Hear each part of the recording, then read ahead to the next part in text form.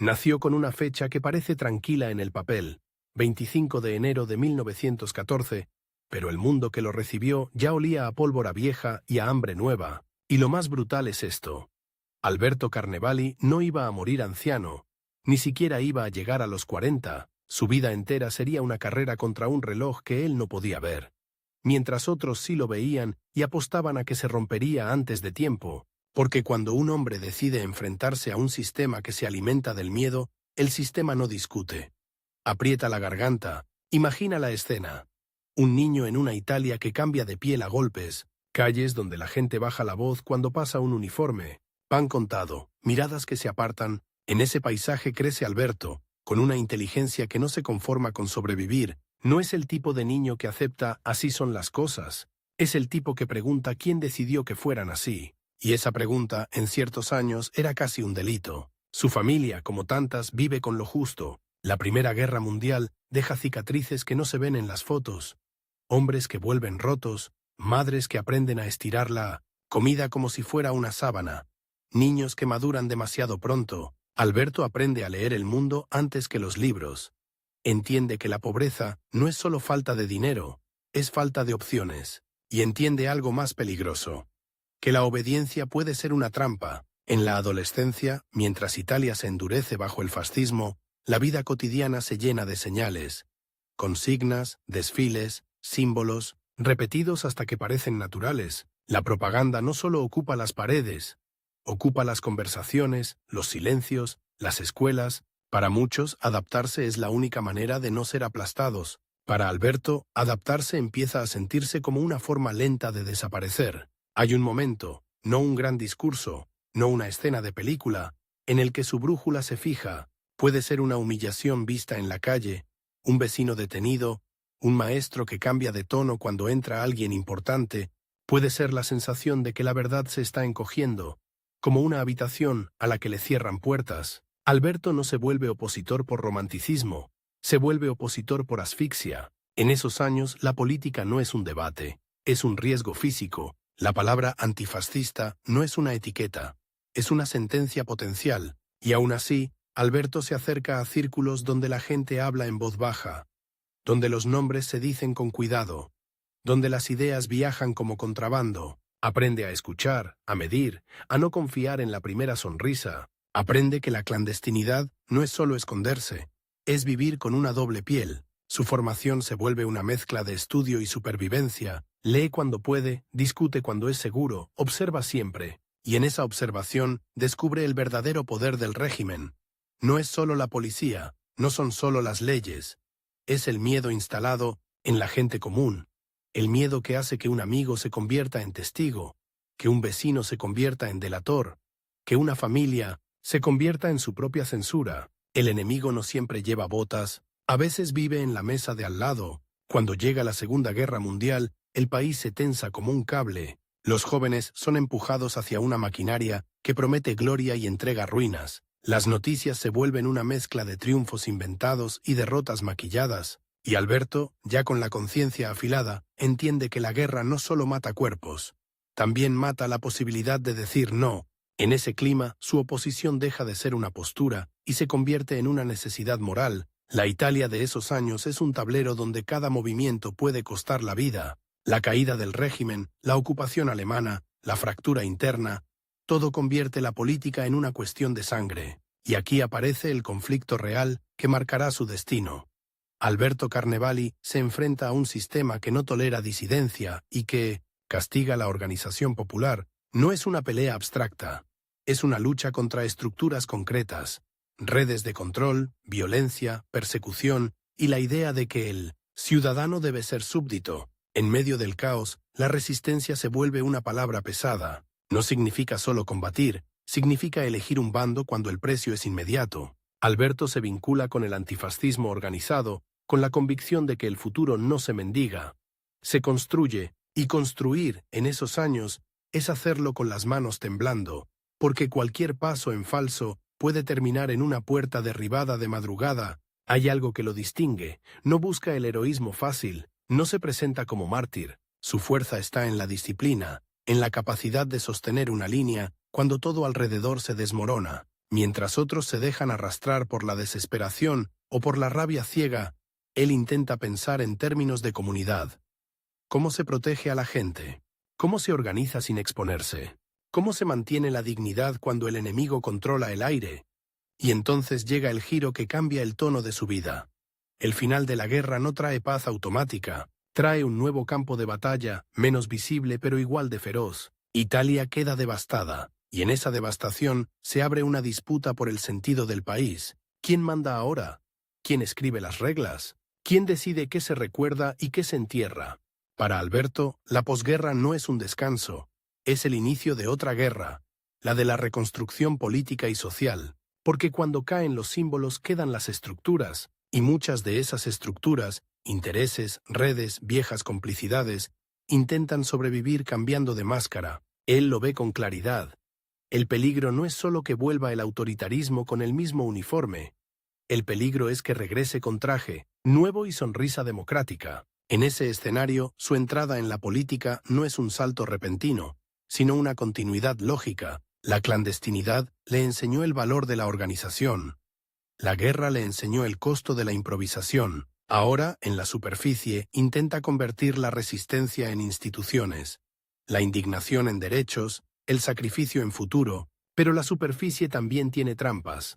La política abierta exige negociar, y negociar puede ser otra forma de perderse. Alberto empieza a moverse en un mundo donde las palabras vuelven a circular, pero cargadas de sospecha, donde los partidos se reorganizan, donde las alianzas se hacen y se rompen, donde la gente quiere pan y trabajo antes que discursos, y él entiende que si la democracia no llega a la mesa se convierte en un arma contra la democracia. No basta con ganar una guerra, hay que ganar la vida cotidiana. Su voz cuando aparece no es la de un caudillo teatral, es la de alguien que ha visto lo que pasa cuando el Estado se convierte en amenaza. Habla de derechos con la urgencia de quien sabe que pueden desaparecer. Habla de justicia con la precisión de quien ha visto la injusticia funcionar como un mecanismo, y eso incomoda, porque en la posguerra muchos quieren pasar páginas sin leerla.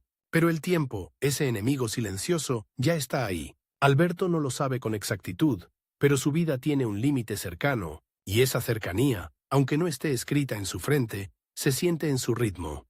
Trabaja como si cada año valiera por dos, como si no pudiera permitirse el lujo de la lentitud. Mientras otros calculan carreras largas, él actúa como si el futuro fuera un territorio que hay que asegurar ahora. Antes de que alguien lo cierre con llave, la tensión crece, porque el país también corre contra su propio reloj. La reconstrucción es urgente, la pobreza aprieta, las heridas políticas siguen abiertas. En ese caldo, cualquier chispa puede encender otra vez el incendio, y Alberto, que ya eligió no callar, se prepara para el siguiente tramo. El momento en que las ideas dejan de ser promesas y se convierten en poder real o en una amenaza para quienes siempre lo tuvieron, porque en Italia, en esos años, entrar en política no era solo ganar elecciones o ocupar un cargo, era ponerse un blanco en la espalda, y Alberto Carnevali, sin buscarlo, empieza a caminar hacia el centro del tablero, donde las luces son más fuertes, las sombras más largas y el margen de error se reduce a nada. El salto a la política abierta no fue un aplauso. Fue un ruido seco, el de una puerta que se cierra detrás de ti. En la clandestinidad, si te equivocabas, te escondías. En la Italia de posguerra, si te equivocabas, te convertías en titular o en objetivo. Y Alberto Carnevali lo entendió desde el primer día. La paz no había llegado, solo había cambiado de forma. La escena es casi cruel por su contraste, calles con edificios mordidos por las bombas, colas para conseguir pan, familias que todavía duermen con el sobresalto metido en los huesos y al mismo tiempo carteles nuevos, siglas nuevas, promesas nuevas. La democracia nacía entre ruinas, pero las ruinas no eran solo de ladrillo, eran de confianza. ¿A quién creerle después de años en los que la verdad se castigaba? Carnevali entra en ese mundo con una ventaja y una condena. La ventaja: sabe organizar, sabe leer el miedo, sabe distinguir el entusiasmo real del entusiasmo comprado. La condena: no sabe fingir que no vio lo que vio. Y en la Italia que intenta recomponerse, esa memoria es peligrosa, porque muchos quieren reconstruir el país sin tocar a quienes se beneficiaron del viejo orden. Quieren una transición limpia, rápida, sin preguntas incómodas. Alberto, en cambio, trae preguntas como clavos. En los años inmediatos a la liberación, el país se parte en tensiones que no siempre se ven en los discursos oficiales. Está la urgencia material, trabajo, vivienda, comida, y está la urgencia moral. ¿Qué se hace con los responsables, con los cómplices, con los oportunistas que ayer juraban lealtad al régimen y hoy se presentan como demócratas de toda la vida? En ese choque, la política se vuelve un campo minado, y Alberto decide caminarlo igual. Se vincula al movimiento socialista, al Partido Socialista Italiano, en un momento en que la izquierda italiana es una fuerza enorme, pero también un territorio de disputas internas, presiones externas y expectativas imposibles. No es un detalle menor. La posguerra no solo reconstruye Italia, también inaugura la Guerra Fría, y eso significa que cada decisión local empieza a tener sombras largas. Washington mira, Moscú mira, la Iglesia mira, los industriales miran, los viejos aparatos del Estado miran, y sobre todo, miran los que no quieren que la gente común aprenda a exigir. Carnevali se mueve en ese tablero con una obsesión: que la democracia no sea un decorado, porque él sabe algo que no se aprende en los libros. Cuando la democracia no llega a la mesa se convierte en un arma. La desesperación es el mejor reclutador del autoritarismo, y por eso su política no es abstracta, es de carne y pan. Habla de salarios, de derechos laborales, de protección social, de dignidad. Habla de que la libertad no sirve si solo es libertad para morirse de hambre. Pero el sistema contra el que peleó no desapareció. Se replegó, cambió de uniforme, se mezcló con la administración, se escondió en oficinas, en comisarías, en redes de influencia, y ahí aparece el conflicto real que lo va a perseguir. La lucha contra las estructuras que intentan domesticar la reconstrucción, convertirla en un negocio para pocos y en obediencia para muchos. No es una pelea romántica. Es una pelea contra intereses concretos, con nombres, con contactos, con capacidad de castigo. En ese clima, cada mitin es una prueba, cada reunión, una negociación con el riesgo, porque la violencia política no se evaporó con la caída del fascismo. Se transformó en intimidación, en amenazas, en campañas de desprestigio, en golpes anónimos que nadie investiga demasiado. La Italia democrática todavía tiene reflejos autoritarios, y Alberto, que no se calla, empieza a sentirlos en la piel. Su ascenso no es el de un hombre que busca brillo, sino el de alguien que se vuelve necesario. En un país donde la gente desconfía de los discursos, él habla con una credibilidad rara, la de quien no apareció cuando ya era seguro aparecer. Esa coherencia lo empuja hacia responsabilidades mayores, y con cada paso el margen de error se estrecha. Hay un momento clave: el paso de militante a figura institucional. No es solo entrar en la política, es aceptar que ahora tus decisiones afectan a miles, que tus palabras pueden encender o calmar, que tu firma puede abrir una puerta o cerrarla para siempre. Y Alberto acepta ese peso con una seriedad casi feroz. No se permite el lujo de la improvisación, no se permite el lujo de la vanidad. En 1948, Italia vive una de sus elecciones más tensas y decisivas. No es una elección más, es un plebiscito emocional sobre el futuro del país. La campaña está cargada de miedo, propaganda, presiones. Se juega el rumbo de la República en un clima donde la palabra comunismo se usa como amenaza y la palabra orden se usa como promesa. En ese torbellino, la izquierda se moviliza con fuerza, pero también se enfrenta a un muro, el de un aparato político y social que teme perder privilegios. Carnevali, dentro del socialismo, se encuentra además con otra batalla, la de las divisiones internas. La izquierda italiana no es un bloque perfecto. Está atravesada por estrategias distintas, por debates sobre alianzas, por tensiones entre pragmatismo y principios, y aquí llega un giro que lo obliga a elegir. No basta con estar contra algo. Hay que decidir cómo se construye el poder sin traicionar lo que se defendió en la resistencia. Esa elección no es cómoda, porque la política de posguerra exige pactos, y los pactos pueden volverse trampas. Alberto intenta sostener una línea, defender a los trabajadores, empujar reformas reales, evitar que la República se convierta en una fachada. Pero cada vez que empuja, algo empuja de vuelta, y no siempre es un adversario visible. A veces es la burocracia, a veces es el miedo de los propios aliados, a veces es el cálculo frío de quienes prefieren una democracia controlada antes que una democracia viva. Y mientras tanto, el reloj invisible sigue corriendo, no como metáfora, sino como amenaza real. En esos años, su salud empieza a convertirse en un límite. No es un detalle íntimo, es un enemigo que no negocia. Hay días en los que el cuerpo le cobra factura, en los que el cansancio no se cura con dormir, en los que el dolor se vuelve un ruido de fondo, pero él no afloja, al contrario, acelera, como si supiera, sin querer saberlo, que no tiene décadas por delante. Esa prisa se nota en su ritmo de trabajo, en la cantidad de frentes que abre, en la intensidad con la que se entrega, y también se nota en algo más, en su impaciencia con la hipocresía, porque cuando el tiempo se acorta, la tolerancia a la mentira se vuelve mínima. Carnevali no tiene paciencia para los discursos que suenan bien y no cambian nada. No tiene paciencia para los que piden calma mientras la gente pasa hambre. No tiene paciencia para los que hablan de reconciliación como excusa para la impunidad. Su figura crece en un país que paradójicamente empieza a cansarse de la política. La gente quiere estabilidad, quiere normalidad, quiere olvidar, y ahí está el peligro. El olvido como terreno fértil para que regresen las viejas prácticas. Alberto insiste en recordar, pero no como quien se queda atrapado en el pasado, sino como quien sabe que el pasado es una herramienta del futuro. Si no se nombra lo que pasó, se repite con otro nombre. En el Parlamento y en la vida pública, su voz se vuelve incómoda, no porque grite, sino porque señala. Señala desigualdades, señala abusos, señala la distancia entre la Constitución y la vida real. Y cada señalamiento tiene un costo, porque en la Italia de esos años, la reconstrucción económica empieza a mover dinero, contratos, influencias, y donde hay dinero, hay redes, redes que no quieren luz. El conflicto se endurece.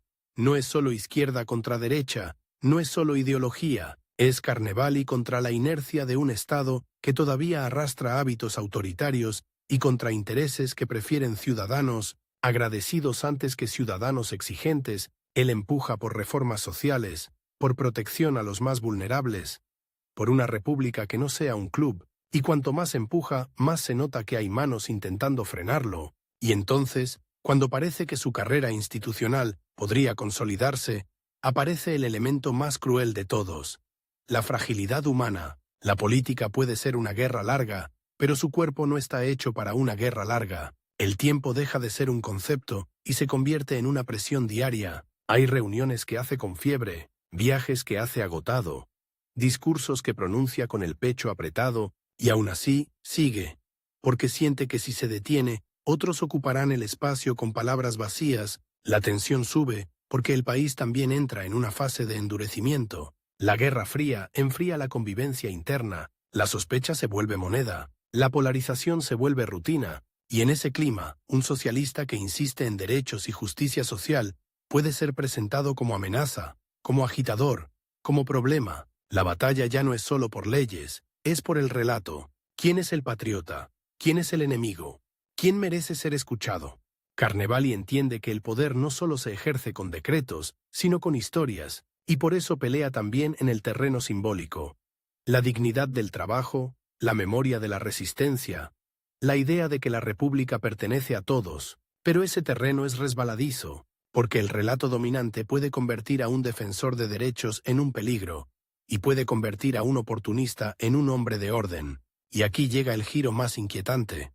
Cuanto más institucional se vuelve su papel, más claro ve que la institución no garantiza justicia. La legalidad puede convivir con la desigualdad, la democracia puede convivir con el miedo, y esa revelación, lejos de desanimarlo, lo vuelve más insistente. Si el sistema no cambia por sí solo, hay que empujarlo. Si la historia intenta pasar por encima de los débiles, hay que plantarse delante. Pero plantarse delante tiene precio, y el precio, para Alberto Carnevali, no será solo político, será físico, será íntimo, será una cuenta regresiva que nadie anuncia en voz alta, pero que se siente en cada jornada que termina demasiado tarde, en cada mañana que empieza demasiado temprano, en cada decisión tomada con el cuerpo, pidiendo tregua y la conciencia negándose a concederla. Así, sin pausa, llega al umbral de su etapa más intensa, la de gobernar, negociar, legislar y resistir al mismo tiempo, con el país, tirando de él hacia el futuro, y su propio organismo, tirando hacia atrás. Y lo más inquietante es que mientras Italia discute qué tipo de república quiere ser, Alberto ya está discutiendo con un enemigo, que no se ve en los debates, el tiempo, porque para él cada mes cuenta, y todavía no lo sabe, pero el margen que le queda es brutalmente pequeño. Si el poder fuera solo un despacho, un sello y una foto en el periódico, Alberto Carnevali habría tenido tiempo, pero el poder real, el que cambia la vida de la gente, se paga con otra moneda. Noches sin dormir, enemigos sin rostro, y un cuerpo que empieza a fallar justo cuando más lo necesitas. En la Italia que presume de haber nacido de nuevo, él descubre la trampa.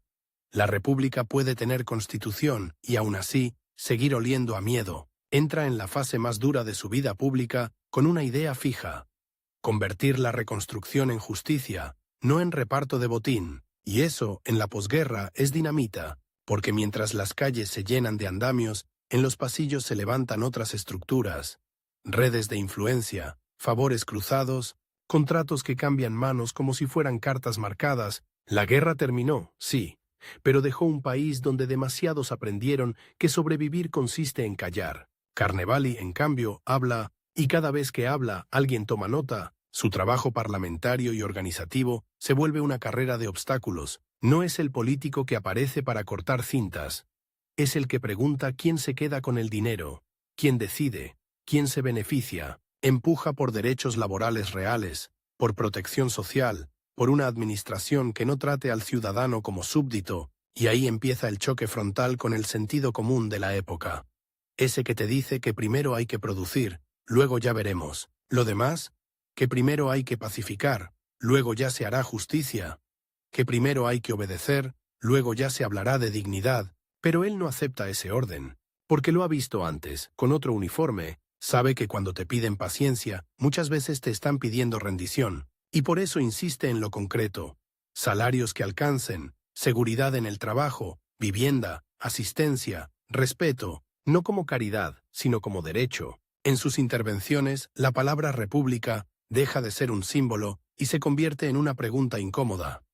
¿República para quién? La tensión crece también dentro de su propio campo. La izquierda italiana vive un tiempo de fracturas, estrategias enfrentadas, sospechas alimentadas desde fuera y desde dentro. La Guerra Fría no es un titular lejano. Se mete en las reuniones, en los periódicos, en los sermones, en los despachos. Cada propuesta social puede ser presentada como subversión, cada huelga como amenaza, cada demanda obrera como desorden. Y en ese clima, el adversario no solo discute tus ideas, discute tu legitimidad. Carnevali se convierte en un blanco perfecto para esa maquinaria, no porque sea estridente, sino porque es persistente, porque no se conforma con la retórica de la reconstrucción. Quiere ver los números, los mecanismos, las consecuencias, y eso irrita a quienes prefieren una democracia decorativa. Elecciones sí, pero sin que cambie demasiado el reparto del poder. Él, en cambio, empuja para que la democracia llegue a la fábrica, al campo, al alquiler, al hospital, y cuanto más empuja, más se endurece el ambiente. Empiezan las campañas de desprestigio, los rumores que se deslizan como aceite, que si es demasiado radical, que si no entiende la necesidad de orden, que si pone en riesgo la estabilidad. La palabra estabilidad se vuelve un arma, se usa para justificar recortes, silencios, renuncias, y él responde con una lógica que descoloca. ¿Qué estabilidad puede haber cuando la gente vive al límite?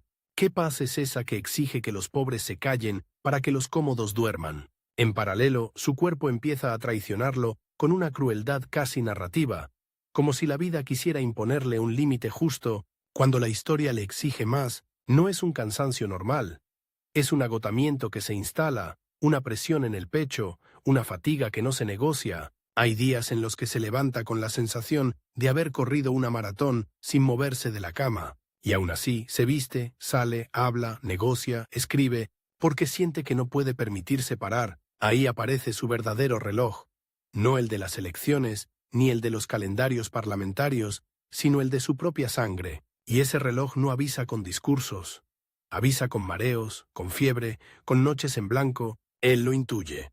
No hace falta que nadie se lo diga, y esa intuición lo vuelve más rápido, más impaciente con la hipocresía, más feroz con la mediocridad, como si cada semana fuera un préstamo que hay que gastar bien. La Italia de esos años entra en una fase de endurecimiento político. La polarización se vuelve rutina, la sospecha se vuelve método. Se vigila, se etiqueta, se simplifica, y en ese paisaje, Carnevali insiste en algo que parece casi subversivo, que la política no puede ser solo un juego de bloques, sino una herramienta para proteger a los vulnerables. Habla de trabajo como dignidad, no como disciplina. Habla de derechos como base de la convivencia, no como premio por buena conducta. Y entonces llega uno de esos giros que no se anuncian, pero cambian el tono de todo.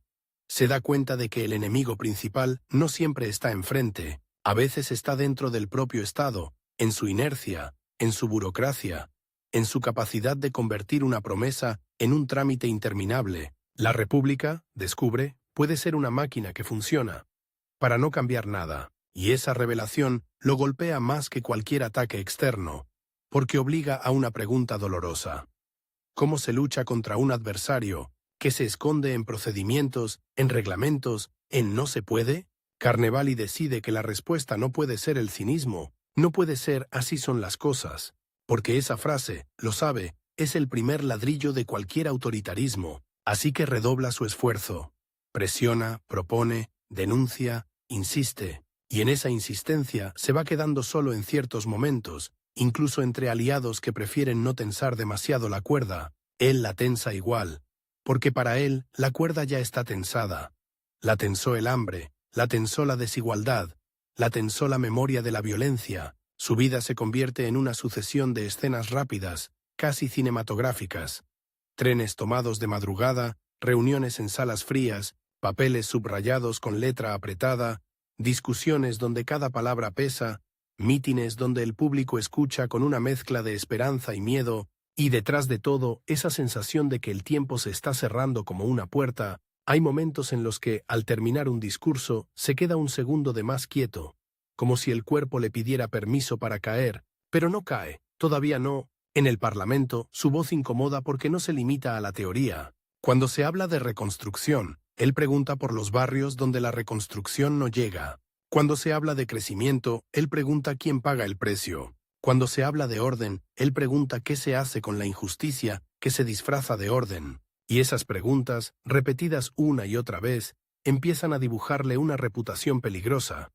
La del hombre que no se compra con un cargo, ni se calma con una promesa. El choque con el clima dominante se vuelve más áspero. En una Italia que quiere normalidad, él insiste en que la normalidad no puede ser volver a obedecer. En una Italia que quiere olvidar, él insiste en que olvidar es dejar la puerta abierta. Y ahí aparece otro giro inesperado. Su lucha ya no es solo por leyes o reformas, sino por el relato mismo de la posguerra, porque si el relato oficial convierte la resistencia en un capítulo cerrado y la justicia social en un capricho, entonces el futuro queda secuestrado. Carnevali pelea por ese relato con la misma disciplina con la que antes peleó en la clandestinidad, solo que ahora el campo de batalla es más resbaladizo. Titulares, pasillos, alianzas, silencios, y el enemigo, muchas veces, no te ataca de frente, te desgasta, te obliga a repetir lo obvio hasta que pareces obsesivo, te empuja a justificar lo que debería ser evidente, te hace perder tiempo, y el tiempo, para él, es el recurso más caro, porque mientras discute presupuestos, derechos, reformas, su salud se deteriora. Hay jornadas en las que el dolor se vuelve un compañero fijo, una presencia que no se ve, pero manda, y aún así, sigue. No por heroísmo vacío, sino por una mezcla de responsabilidad y urgencia. Siente que si él se detiene, el espacio lo ocuparán los que hablan bonito y hacen poco, los que prometen paz a cambio de silencio, los que llaman realismo a la renuncia. En esa etapa, su mayor logro quizá no sea una ley concreta, aunque su trabajo empuje cambios y sostenga luchas, sino algo más difícil, de medir. Mantener viva la idea de que la democracia no se hereda, se defiende cada día, que la libertad no es un acto, es un hábito, que la justicia social no es un lujo, es un cimiento, y ese mensaje, repetido con el cuerpo ya al límite, se vuelve más potente precisamente porque no viene de alguien cómodo. La tensión alcanza un punto casi insoportable cuando se hace evidente que su enemigo final no es solo político, es biológico, es el corazón, o el pecho, o la sangre, recordándole que no hay discursos que detengan un fallo interno, y sin embargo, él actúa como si pudiera ganarle al reloj con voluntad, acelera, se exige más, se niega a bajar el ritmo, como si cada intervención fuera una forma de dejar algo escrito antes de que la tinta se acabe. Y en medio de ese vértigo aparece la imagen que define esta etapa. Un hombre que empuja una puerta pesada con el hombro, mientras, del otro lado, alguien la empuja para cerrarla. Y detrás, invisible, el tiempo empuja también. Carnevali no tiene décadas. Tiene, sin saberlo del todo, apenas unos años, y esa cuenta regresiva convierte cada decisión en una apuesta. O se avanza ahora o no se avanza. Así llega al borde de su tramo final, con una mezcla peligrosa de lucidez y desgaste. Ha aprendido que el poder no se conquista una vez. Se disputa todos los días. Ha comprobado que la democracia puede ser frágil, incluso cuando parece sólida. Y ha sentido en su propio cuerpo la verdad más cruel. Que la historia no siempre te da el tiempo que mereces, pero mientras le quede voz, la usará, porque para Alberto Carnevali callar nunca fue una opción. Y ahora, con el reloj apretándole el pecho, callar sería una derrota definitiva. Hay una forma brutal de medir la vida de un político. No por los años que vivió, sino por las palabras que le quedaron sin decir. Alberto Carnevali llega a ese punto donde el cuerpo empieza a cobrar la factura con intereses. Y la historia, esa historia que él empujó con las manos, no se detiene a esperarlo. En la Italia de la posguerra, donde todos hablan de futuro, él siente algo más antiguo y más frío. El futuro también puede ser una trampa si se construye sobre el cansancio de los mismos de siempre. En los primeros meses de 1953, su agenda sigue pareciendo la de un hombre sano: reuniones, viajes, debates, papeles que se acumulan como nieve sucia en el borde de una carretera, pero por dentro ya no hay margen. El dolor no es un episodio, es un sistema. Hay mañanas en las que el pecho le pesa como si llevara una piedra escondida bajo la camisa. Hay noches en las que el sueño se rompe en fragmentos y cada fragmento trae la misma pregunta. ¿Cuánto tiempo queda? Ese es el límite que nadie ve en las fotos. Porque en público, Carnevali mantiene la postura del que no se permite flaquear. Lo hace por disciplina, sí, pero también por algo más íntimo. Sabe que en política la debilidad se convierte en argumento ajeno. Si te ven caer, no te ayudan, te usan. Y él no quiere que su enfermedad se convierta en una excusa para que otros bajen la intensidad, para que otros digan: ya está, basta, ahora toca moderarse. Moderarse en su mundo siempre significó lo mismo: que los de abajo esperen. La campaña electoral de 1953 se acerca como una tormenta. Italia está a punto de votar en un clima envenenado por la Guerra Fría, por el miedo, por la propaganda que convierte cualquier demanda social en sospecha. En ese contexto aparece una batalla concreta, real, que atraviesa el país y también su vida. La disputa por la llamada Ley Trampa, la reforma electoral que sus adversarios presentan como estabilidad y que la oposición denuncia como un intento de blindar el poder. No es un detalle técnico, es una pelea por el tablero entero, y Carnevali lo entiende con una claridad que duele. Si cambias las reglas, cambias el futuro sin pedir permiso. Ahí el conflicto se vuelve total. Ya no es solo discutir presupuestos o derechos laborales. Es defender la idea misma de representación, porque si el sistema se inclina, aunque sea legalmente, la democracia se convierte en un decorado. Y él, que había visto cómo los decorados pueden esconder violencia, no está dispuesto a mirar hacia otro lado. Su voz se suma a la de quienes alertan. No se trata de ganar una elección. Se trata de impedir que el país vuelva a acostumbrarse a obedecer. Pero el tiempo, su tiempo, se encoge. En cada desplazamiento hay un riesgo. En cada escalera, un esfuerzo que antes no existía. En cada discurso, una respiración que cuesta, y aún así insiste. Hay algo casi cinematográfico en esa obstinación. Un hombre que sabe que está perdiendo fuerzas y precisamente por eso acelera, como si pudiera dejar el cuerpo atrás y seguir solo con la voluntad. En privado la situación es más cruda. Los médicos, cuando logra verlos entre compromisos, no hablan con metáforas. Le recomiendan reposo, prudencia, menos tensión. Le piden que se cuide como si la política fuera un hábito que se puede pausar. Pero para Carnevali la política no es un hábito, es una trinchera, y él no aprendió a abandonar trincheras. Además, hay una verdad que lo persigue.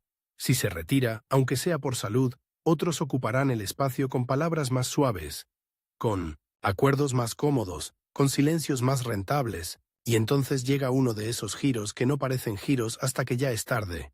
Empieza a elegir qué batallas dar con el criterio de un hombre que siente la cuenta atrás, no porque renuncie, sino porque prioriza, se concentra en lo esencial, en lo que no quiere dejar a medias. en lo que, si se pierde, costará décadas recuperar. Su discurso se vuelve más directo, menos paciente con la retórica vacía. Ya no tiene tiempo para rodeos, y esa falta de rodeos lo hace más peligroso para sus adversarios y más incómodo para los tibios. En esos días, quienes lo rodean notan detalles pequeños, casi invisibles. Cómo se queda un segundo más sentado antes de levantarse, cómo aprieta el borde de una mesa como si necesitara anclarse, cómo, al terminar una intervención, baja la mirada un instante, no por duda, sino por fatiga, pero cuando vuelve a hablar, la voz sale firme, y esa firmeza tiene un precio. Después, en la soledad, el cuerpo le pasa la factura con una violencia silenciosa. La primavera de 1953 llega con su luz engañosa, Italia se prepara para votar, los periódicos hierven, los pasillos políticos se llenan de promesas y amenazas, y Carnevali, en medio de ese ruido, se mueve como alguien que intenta dejar señales en un bosque antes de que caiga la noche. No está pensando solo en el resultado inmediato, está pensando en el precedente, en lo que se normaliza, en lo que se acepta por esta vez, porque él sabe que el autoritarismo rara vez vuelve con botas. A veces vuelve con formularios, con porcentajes, con palabras tranquilizadoras, y entonces el golpe final no llega como un gran titular, sino como un hecho íntimo y brutal. El cuerpo se rompe. El 21 de abril de 1953, con apenas 39 años, Alberto Carnevali muere. 39. Es una cifra que suena casi ofensiva cuando piensas en todo lo que ya había vivido. Clandestinidad, resistencia, reconstrucción, batallas parlamentarias, campañas de desprestigio, tensiones internas, la presión constante de un país partido en dos, 39 años, y aún así, la sensación de que estaba apenas entrando en la etapa donde su experiencia podía pesar más. La noticia cae como un silencio pesado sobre quienes lo conocieron, porque no muere un político retirado, no muere un hombre que ya había bajado el ritmo, muere alguien que estaba en plena pelea, con el pulso todavía metido en la vida pública, y esa muerte tiene un efecto extraño. Por un lado, lo convierte en símbolo.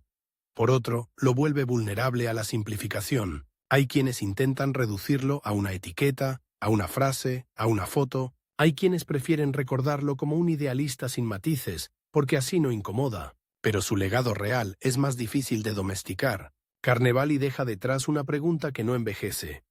¿Para quién trabaja el Estado cuando dice que trabaja para todos? Esa pregunta atraviesa su trayectoria y se queda flotando después de su muerte, como una lámpara encendida en una habitación vacía, porque él no fue solo un hombre de consignas, fue un hombre de mecanismos. Se metió en la maquinaria, la señaló, la empujó, la denunció cuando se convertía en excusa, y eso, en cualquier época, es peligroso. Tras su desaparición, la política sigue, siempre sigue, pero algo cambia en quienes lo escucharon de cerca. En los sindicatos, en las secciones de partido, en los círculos de militancia, su nombre se pronuncia con una mezcla de orgullo y rabia, orgullo por lo que representó, rabia por lo que no le dejaron terminar, porque su muerte no es solo una tragedia personal, es una pérdida de tiempo histórico. Un país que todavía estaba aprendiendo a ser república pierde a uno de los que insistían en que la república debía significar algo concreto en la mesa de la cocina, en el salario, en la vivienda, en la dignidad, y aquí aparece el último giro, el más incómodo. Con el paso de los años, su figura se vuelve un espejo. Cada generación que lo redescubre lo hace por una razón distinta. Unos ven al resistente, otros al organizador, otros al parlamentario que no se vendía, pero si miras el hilo completo, lo que une todo es su negativa a aceptar la política como teatro. Para Carnevali, la política era una herramienta para que la vida de la gente dejara de ser una condena hereditaria, y esa idea, tan simple, sigue siendo explosiva. Su legado no está en un monumento gigantesco ni en una larga vejez de memorias, está en la tensión que dejó instalada. La democracia no es un premio por portarse bien, es un campo de batalla cotidiano, y si se abandona, alguien lo ocupa. Él lo aprendió en la clandestinidad y lo confirmó en el Parlamento. Por eso su historia duele, porque muestra que no basta con derrotar un régimen. Hay que impedir que sus hábitos regresen con otro nombre. Alberto Carnevali no tuvo el lujo del tiempo. Su reloj fue el más cruel, el del cuerpo, pero quizá por eso su vida se siente tan concentrada, tan urgente, tan difícil de olvidar, porque hay personas que pasan por la historia como si la historia fuera un pasillo. Y hay otras, pocas, que pasan como si el pasillo estuviera en llamas y hubiera que sacar a alguien antes de que se derrumbe el techo. Él fue de los segundos. Y cuando su voz se apagó, no dejó un final cerrado. Dejó una tarea abierta, una tarea incómoda, exigente, sin glamour. Vigilar el poder incluso cuando se llama democrático. Defender derechos incluso cuando te dicen que no es el momento. Y recordar que la estabilidad que se compra con silencio siempre termina costando más, porque al final la pregunta que su vida nos lanza no es ¿quién fue Alberto Carnevali? La pregunta es otra, más peligrosa, más personal. Si supieras que te queda poco tiempo, ¿qué injusticia te atreverías a señalar en 1900 voz alta antes de que el mundo te pida, otra vez, que te calles?